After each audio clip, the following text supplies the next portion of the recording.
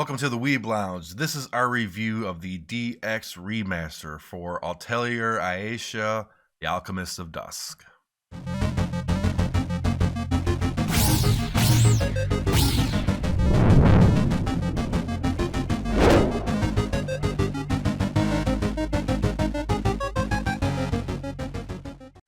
Now, before we get into the review, really, you're going to see me make a lot of comparisons of this game to Atelier Ryza, the newest one in the series. Why is that? Because Ryza is actually a little bit more mainstream. Seems to have caught on a lot bigger, and it's one of the only, if the only, Atelier games that actually went mainstream. So I'm going to be doing some comparisons kind of in reverse here. Originally, this game came out in 2012. The remaster came out not long ago. I believe it was late 2019. Somewhere around there. But anyways, how does this game compare? How does the remaster compare to, say, Ryza, and as a JRPG in general? Well, first off, a little bit of a backstory. The main character, Ayesha Al-Tugul, is basically on a quest to try to find her sister Neo, who mysteriously disappeared and then kind of showed up in like a ghost form type thing. Along the way, she pretty much finds out that alchemy can save her, but she has to grow as an alchemist and become better. So that's the whole plot line of the story. Whatever the heck happens in between, the goal is for Ayesha to save Neo. Some of the other characters that she runs into, you got Regina Curtis, probably our favorite character because we always like the tomboy characters, the tough girls, right? She's a redhead. She's a prospector. She's, kind of like a melee damage kind of tough girl character and not afraid to use bombs. Aisha's also not afraid to use bombs because you'll notice that whenever she uses an item, it could be a bomb. It like this nasty looking thing of dynamite or whatever, and she'll in combat she'll go like this. Hey. Like she's like the happiest thing in the world. It's almost sadistic because she holds up this bomb that's about to kill a whole bunch of living things and have the happiest grin on her face. To me, I find it funny. It's great. But anyways, you got Aisha, you got Regina, Wilbell. Wilbell, she is a kind of lolly-esque caster character, a witch, and kind of takes the Halloween thing a bit too far, it would seem, in her design. And then you got Linka, who is one of our favorite characters. She's in combat all the way on the right profile. Was her. She's like a damage dealing death dealer. Okay, she's really good. She's really deadly. Her character itself, though, is really stoic. She has no idea what real life is like. None. She is clueless about cooking. She thinks that getting friends is going to be like this weird task. Is really odd character that has no sense of reality or society or anything. She knows how to use a sword. Basically, that's it. She has to be trained to do everything else. You got Juris, who is just kind of a passive damage dealer type guy or whatever. His character is very flat, very serious. Keith Grif Hazeldine is a complete jackass. I will say that with a straight face. This guy, he is an incredibly powerful alchemist. He also can join your party at one point. But instead of just helping Ayesha and guiding her, he's pointing her in the right direction, but being a complete jerk about it. I mean, no emotion, no nothing, no caring, no whatever. Later on, you kind of get the hint that, he does care, but the guy's a jerk. He's a complete jerk. And then you have a couple of other side characters. You got Marion. There's Marion and Odela. They can both. I believe they're both DLC characters. Marion is kind of like a company office worker character. Yeah, she is supposedly Linka's boss. Linka is supposed to be her bodyguard. Yeah. They have Odelia, who is an automaton / robot / android. Not really sure where that is. She was created by alchemists, 900 years old. She's basically a librarian that guards this big alchemy library knowledge. And yeah. A couple other little side characters. You got Ernie, who is kind of like Aisha's best buddy or friend or something. This guy's been friend zoned so hard it's ridiculous. And in the course of playing through this game, you run into him at times that are just really, really weird, and very often to where he starts giving off a stalker vibe to us. So yeah, maybe friend zone is the least of his troubles. I don't know. You got Marietta, the cute little shopkeep in the main town that you're going to spend a lot of time at. Nanaka, who is a cow farmer, a oink moo cow farm. The cows oink and they moo. It's a little disturbing to me. Yeah, cows that oink and moo, and they don't really look like cows. So, but you can milk them. Just walk up to them and be like, "Give me milk." It works. She always runs in. She takes these cows apparently across the world to visit exotic grass or something and feed them. And I don't know what she's doing. She just shows up at random. You got Tanya. Tanya is this like country bumpkin lolly type weird character who's a salt miner. And the weird thing is that you have this whole area in the map that's basically like a giant salt field. So what are you doing? You don't have to really mind it. You just like scoop it like some sand on a beach, and here you go, sell it someplace. Cute character though, I have to give it that. Tanya is definitely a cute character. You have Ranun. I hate this guy. Ranun is the bard type character. He never joins your party or anything. At least I hope he never does in any DLC or anything. Wasn't in mine. Okay. He gives off this very annoying starving artist type vibe that is just outlandish as it can be. Out of any characters in any cutscenes there were in the game, I always read through them or listened to them, participated in the story. I enjoyed the game as a whole. But the problem is, whenever he popped up, I hit the button. I got through it. I did not want to listen to this guy. He was annoying. Done. But probably more annoying than Harry. Harry is Marietta works in the shop. She's like the shopkeep, but Harry owns the shop. Harry's her boss. And he is a very big wannabe, know-it-all, affluent, wannabe. Everything about him is wannabe status. And, he wants to be like the most intelligent person, most knowledgeable person in the room, but he's just pretending. He wants to be affluent as can be, but he's just pretending. He's an idiot. Come on. He's just an idiot. Oh, so that's basically the characters and the setting. Ayesha needs to go find her sister Rio, gets help from a bunch of people, onto the quest, learn about alchemy, level up, grow, develop with the characters. There's your premise.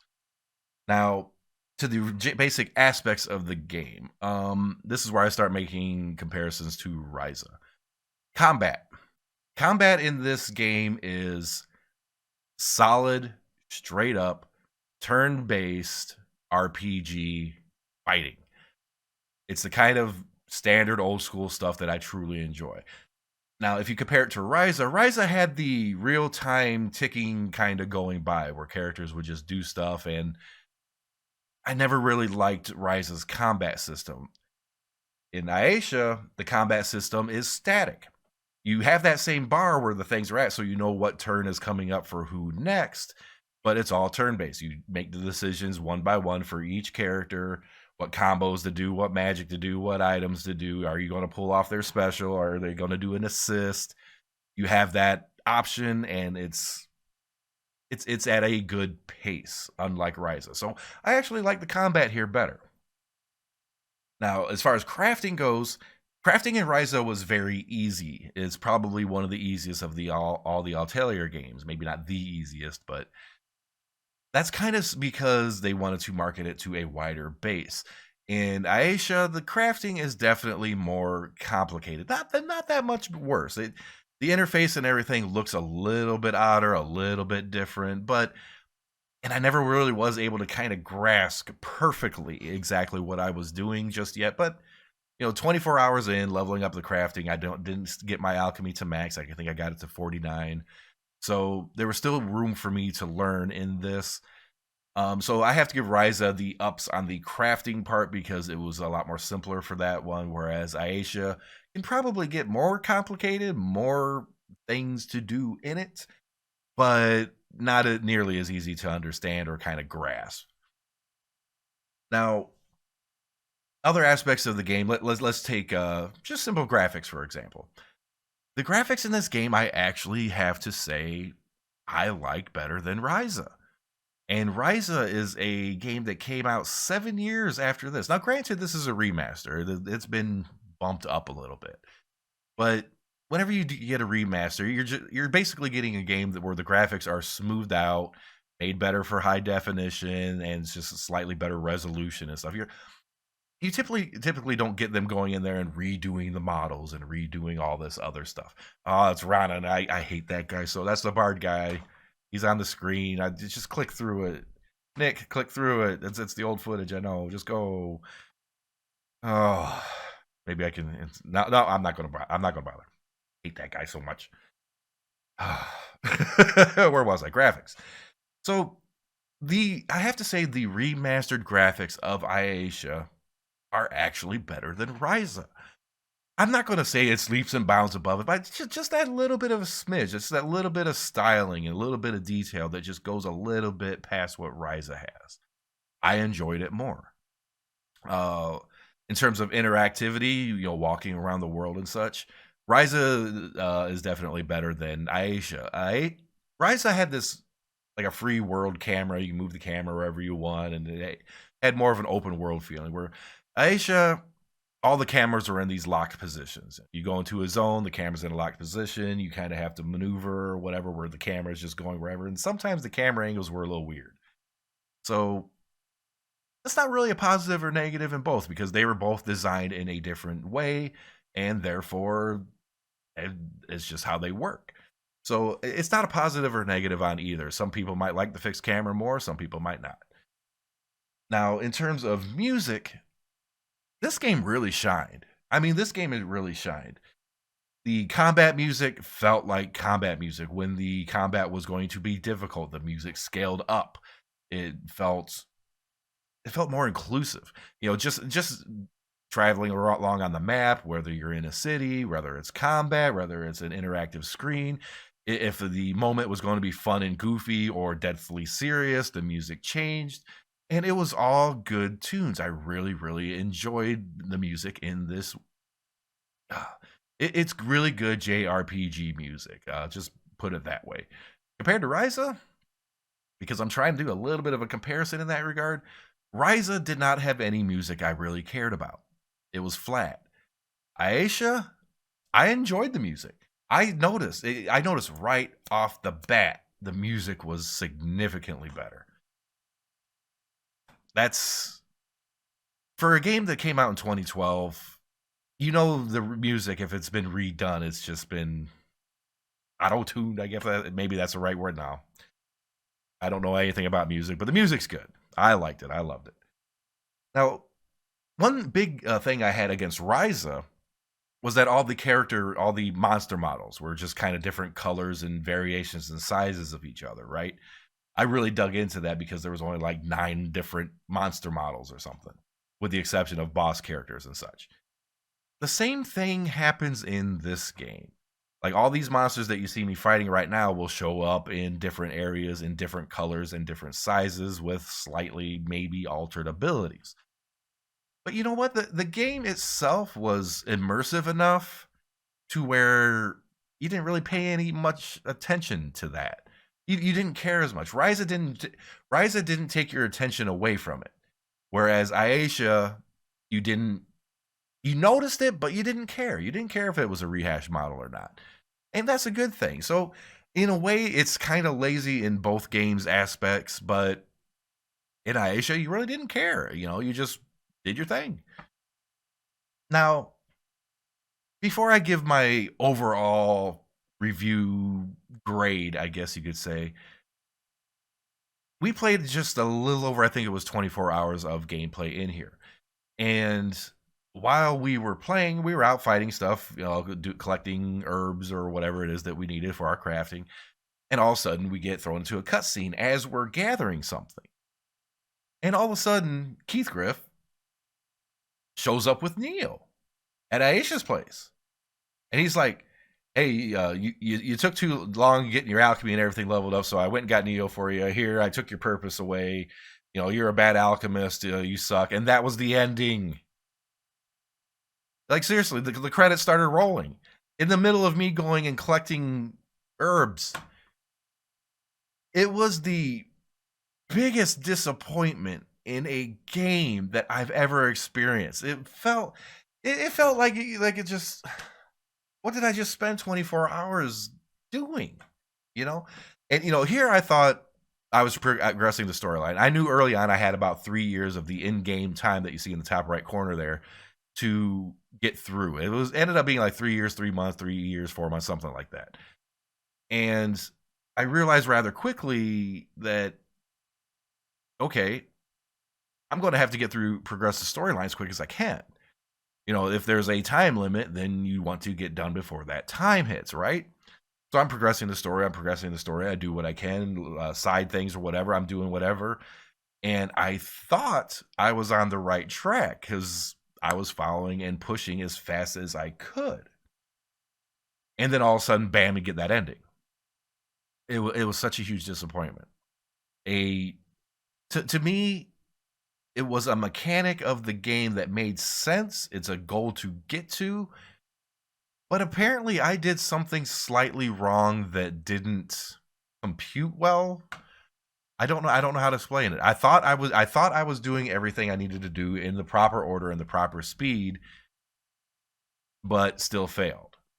It felt like my direction was not, I maybe needed a little bit more guidance of to where to go. So that was incredibly disappointing. And after that, it was so discouraging. I turned the game off.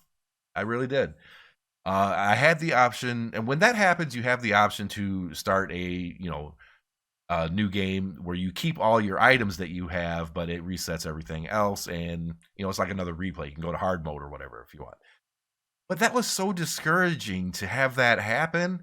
And the way it did it with Keith Grif, it puts you down. It was like, you're a bad person, you're a bad player, you had no resolve, your purpose was junk. Here's your sister, hope you can live with yourself, and left.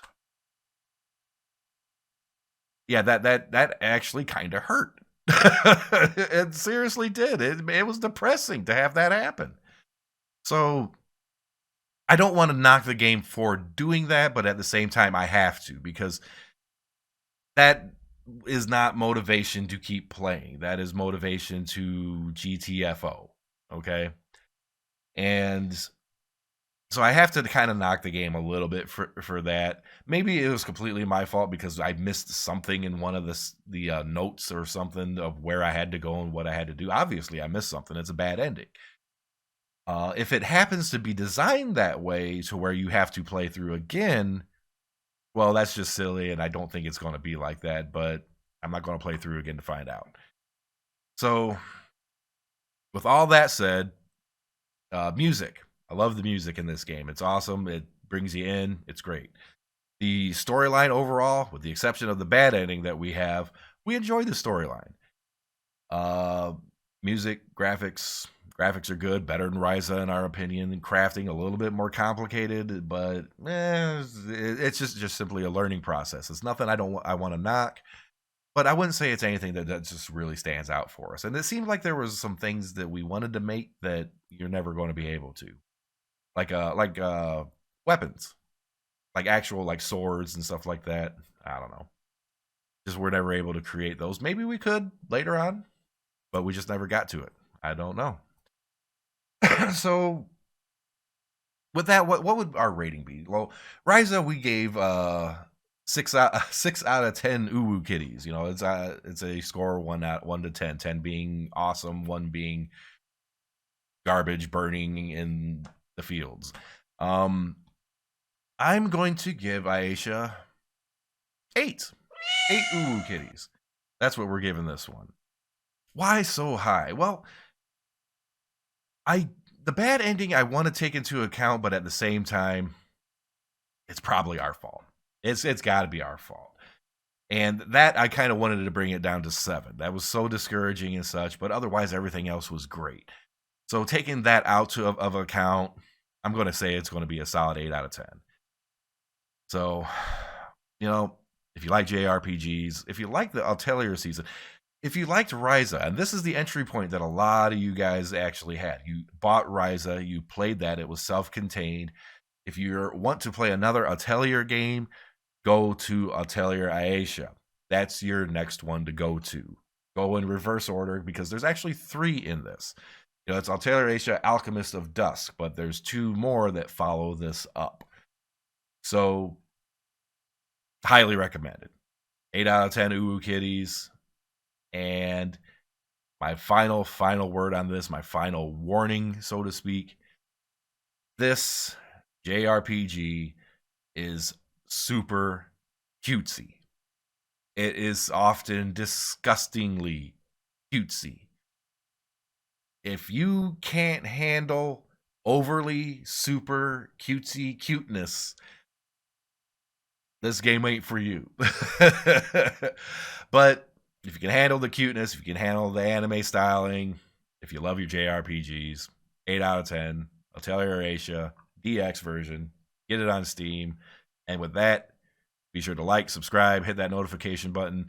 Once we play more games, we'll have more reviews. We're streaming over on twitch.tv/the Weeb Lounge, and we're doing streams right here on YouTube. We'll see you in the next video.